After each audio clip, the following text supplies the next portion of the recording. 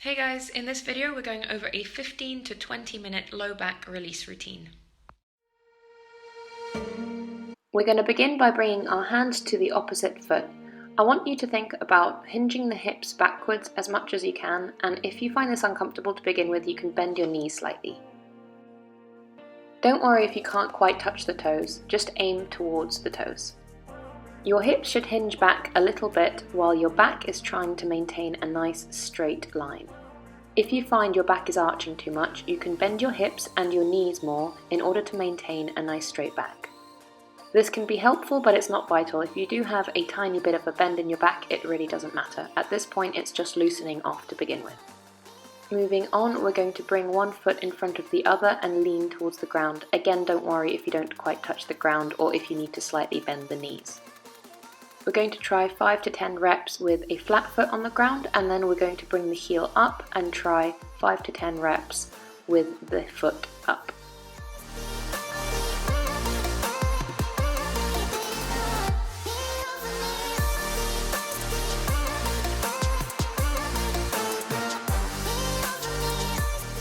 For the next section, we're going to be pushing our hands into the ground for compression strength, trying to deactivate the hamstrings and engage the core.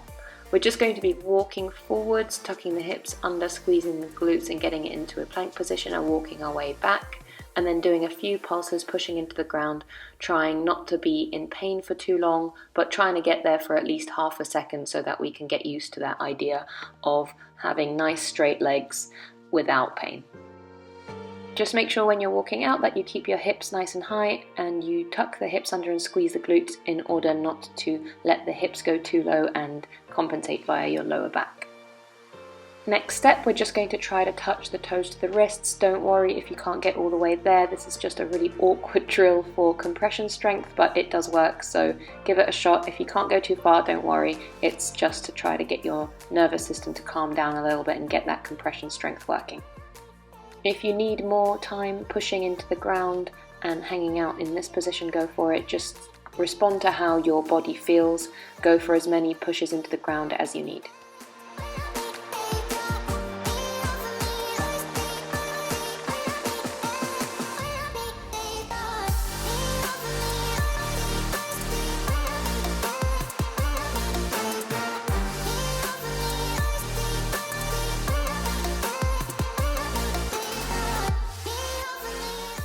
Once you feel a little bit more comfortable, we're going to go for our second round of trying to get the toes to the wrists with a little bit of compression strength. You might notice I sort of bob around in certain positions, especially here. I'm trying to get my chest to my legs and get comfortable. This is just because if I've sat down for a long time, this position specifically feels a little bit uncomfortable. So feel free to sort of move around and pulse in and out of positions if you need to. Just make sure that you're not forcing it and you're not going past any range that you're actually comfortable with. So best thing to do is to just go just into that point where you feel a stretch and come out of it. So you don't want to be in too much pain. Don't force any of these stretches. Next, we're moving on to an active straight leg hamstring release. We're just going to grab the leg. You can use a band if this is too close to your body. And we're going to squeeze the quad in order to straighten the leg and then release again. You notice I'm going quite fast here. This is quite easy for me because I've been doing it quite a lot of time. But if you find this particularly uncomfortable, go a little bit slower and go for way more reps. Take your time with this one. It should, after about 2 minutes, release. So next we're just trying to get the adductors and back happy with being in a stretch. Just going to grab the toes and push the knees out. And if you're comfortable with this, you can try to straighten one leg at a time. Don't worry about completely locking out the knee, this is quite difficult. But only where you're comfortable. So we're just playing around with what is comfortable while we're laying down and our back is nice and neutral and flat. Once this feels relatively comfortable, you can sit yourself up, bring your feet together and push your knees out the way. I'm just using my hands behind me to push my body forward to get into a deeper adductor stretch. You don't have to do this, but if it helps, go for it. Take as long as you need getting comfortable in this position, and then we're going to move on to some dynamic movements using your adductors.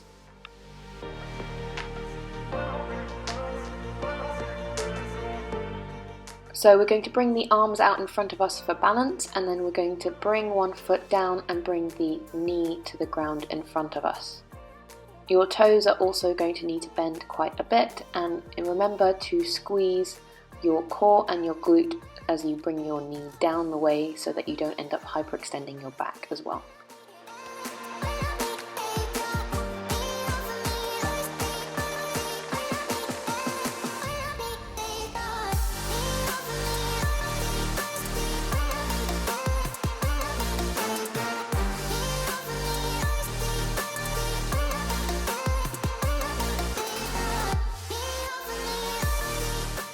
Moving on, we're going to bring the legs out to the side and push our ribs towards each thigh. So you can do a few pulses on one side at a time and then the other, and then switch to the other side, or you can keep switching side to side, whatever's more comfortable for you. The aim here is just to try to make both legs feel about equal and not to go into the pain area too far. So if you're forcing that stretch that's too painful, then come out of there, go up to the top, and then push down again and just reach to that area of pain and then come out of it, so you're not in the area of pain too long. The reason for this method is because pain from stretching is a neurological response, and we want to limit the amount of pain we're feeling so that we don't make pain start happening just as a reaction to movement. A certain degree of discomfort is absolutely fine, but you don't want to force that discomfort and go into points of pain or even into points where you feel like your muscles are about to tear. So what we're playing around with here is we're using a band to bring the chest to the leg. I'm also squeezing my quad at times to try to disengage the back of my legs. So everything should be done just in moderation a little bit. Moving on, we're going to a half kneeling windmill. We want your knee in line with your hip so that you're in a kneeling hip flexor position. You're going to first bring your hand towards the ground while watching the hand above you and pushing yourself back up using your QL and your hamstring a little bit. When you feel more comfortable, that's when you can go a bit lower down, bring your elbow to the ground. You can also use things like yoga blocks so that you're not going all the way in one go, because this is quite a bit of a stretch. Again, only go as far as you're comfortable, and if you don't feel like you're ready for bringing your elbow to the ground just yet, that's absolutely fine. You can use yoga blocks or just your hand to get to the point where you're in a relatively comfortable stretch.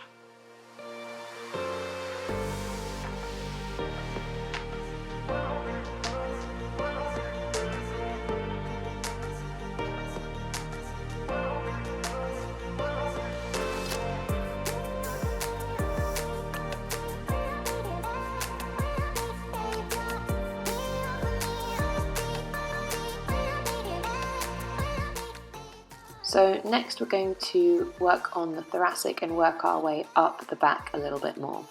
We're going to reach as far away as possible, bringing the hips up and the chest down. We're also going to pulse from side to side a little bit, so we're going to be bringing one arm over to one side and pulsing in and out of that stretch a few times. Then we're going to wiggle around and push our ribs side to side, trying to get stretches through the lats and the thoracic going.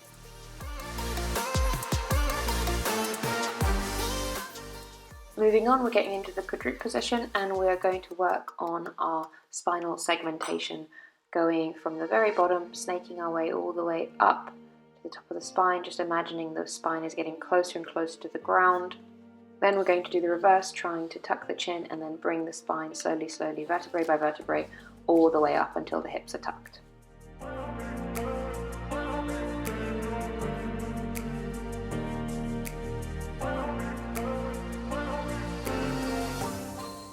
Again, with this, do as many rounds as you need to until you feel looser, and then we're going to move on to another variation with our elbows onto the ground so that we are just isolating the lumbar and sacral spine and getting a little bit of the thoracic going as well. So for this variation, we're bringing your elbows to the ground and bring your head between your arms. You're going to start from the very bottom of your spine and work your way up the same exact way as you did with your hands on the ground, but this time you have a little bit less movement available because your elbow's on the ground. You should notice a lot more focus is now going into your lumbar spine.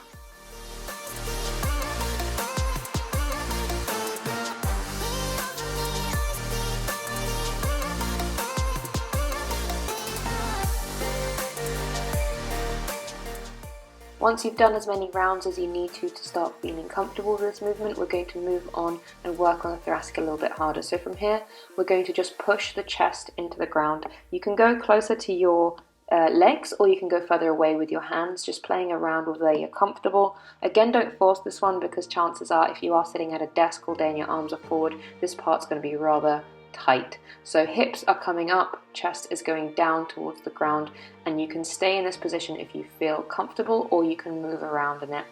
Again, we're going to go back to the very beginning where it should be a little bit easier. We're going to work our hands as far as you're comfortable forward, while you're bringing your chest to the ground in order to get that thoracic extension.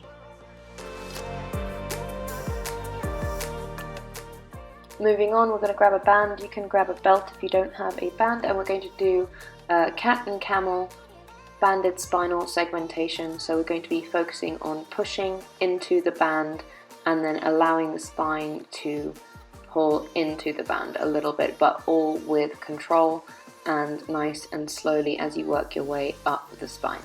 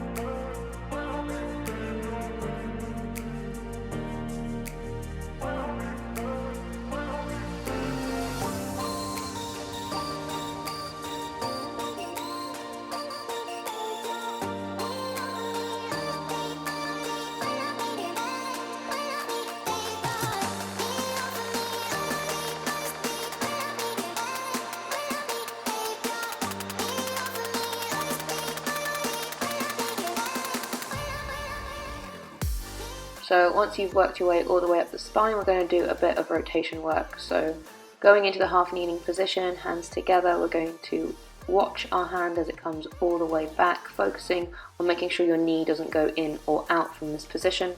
We're going to do both sides and then switch legs.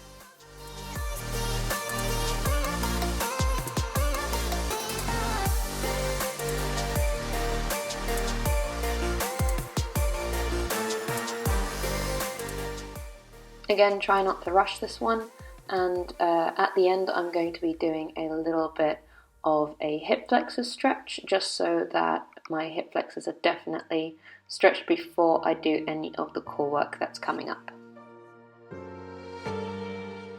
Simply tuck the hip under and squeeze the glute. If you find this easy, you can bring the foot up to the back of your hip.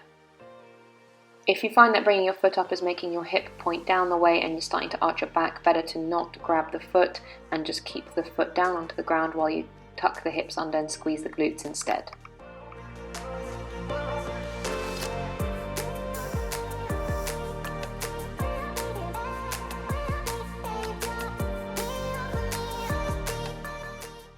So we're starting with a simple bent hollow hold. We're going to bring our arms as far forward as possible and our knees as close to our face as possible in order to bring the ribs and hips as close as we can without them moving apart. Then if you're comfortable with it, we're going to bring one leg out and then the other, again maintaining the ribs and hips together as close as possible. That should really start to burn. Then we're bringing the leg straight up. You can have a little bend in your knees if you have to. And we're going to reach towards the feet and slowly come back down in order to get a little bit of core activation here. In order to just make sure that you're not cramping up in your lats or your back, we're going to bring the knees to the side, arms out in a T position, and we're going to rotate the head away from the knees. Again, don't force this one, so don't force your knees to go to the ground. If they don't go, that's fine. We're just doing a few rotations to make sure we're comfy, and we're going to go back to doing a little bit more ab work.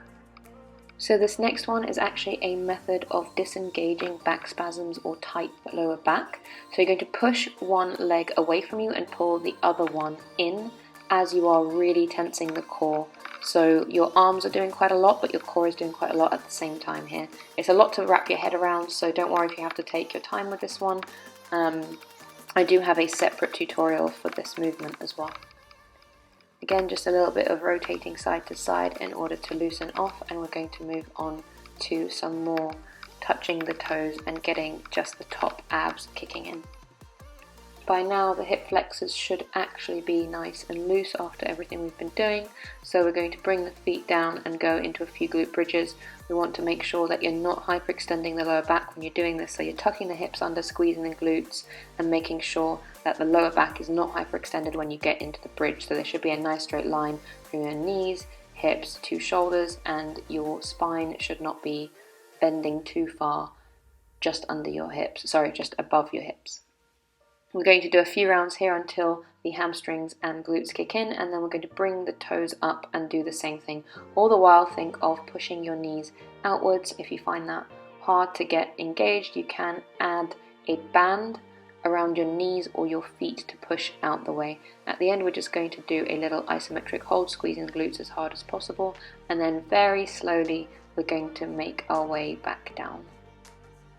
Last thing, just laying flat on the ground, we're going to bring the arms overhead, reach as far as possible, and then you're going to reach to one side and then the other, giving your ribs and your lats a little bit of a stretch as you're laying down flat on the ground.